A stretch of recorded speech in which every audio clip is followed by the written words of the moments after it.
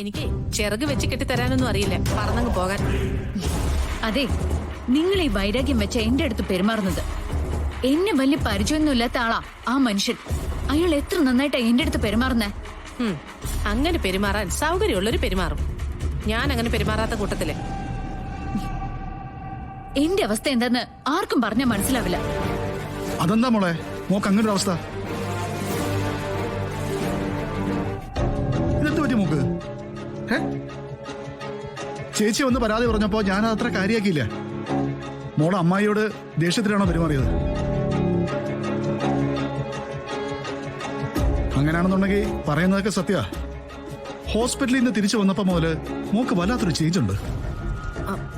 എന്റെ പൊന്നു സാറേ, എന്താ ഈ ചേഞ്ച് എന്നറിയോ? ഇങ്ങനൊരു മുറിക്കായി തിരുന്നിട്ടുണ്ടോ? പ്രത്യേകിച്ച് ഓടാനും നടക്കാനും ആയ കാലം മുതല് ഓട്ടമല്ലായിരുന്നോ ഓട്ടം?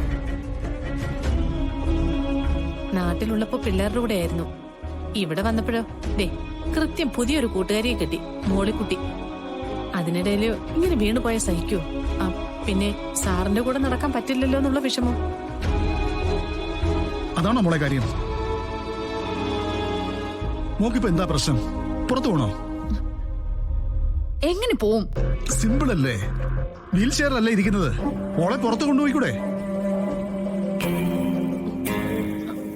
അതൊന്നും വേണ്ട. ആ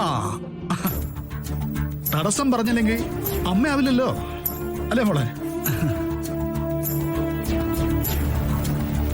മോളെ അച്ഛനിപ്പ ഇങ്ങനെ വരാം. അതെ, സാറിന്റെ സ്നേഹം കണ്ടോ? അതില്ലാതാക്കാൻ നോക്കരുത്.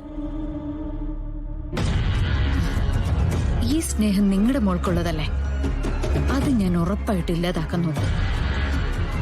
ഞാൻ ഇവിടുന്ന് മടങ്ങുമ്പോഴേക്കും അയാൾ അവളെ വെറുത്തിരിക്കും. അങ്ങനെ ഞാൻ വിട്ടുകൊടുക്കില്ല. എന്താ? ഒന്നുമില്ല.